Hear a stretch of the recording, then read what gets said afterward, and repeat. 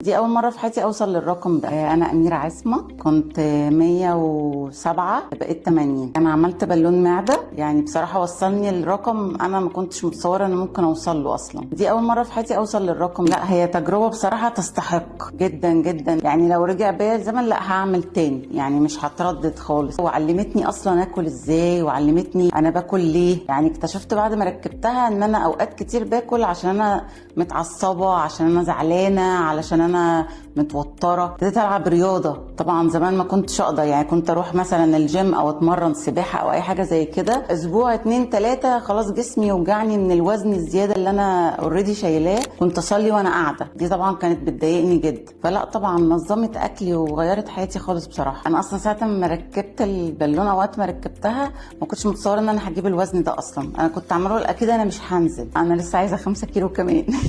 لسه البالونه موجوده، بس بفكر اعمل معاها لايت كات ينزلني الكام كيلو الباقيين اللي انا كنت عايزاهم. عايزه اوصل 75. ما فيهاش تردد خالص. اصلا البديل ايه؟ ان انا افضل بالوزن الزياده وافضل بعاني. اللبس اللي انا كنت بلبسه وانا بالوزن القديم، الستايل بتاع الهدوم مش ماشي معايا دلوقتي، مش ماشي مع شيب جسمي. وهنعمل زي ما الدكتور قال، هنرمي الهدوم اللي وسعت علينا عشان ما نرجعش في الوزن تاني. ان شاء الله هنحافظ على النتائج واللايف ستايل بتاعي ان شاء الله.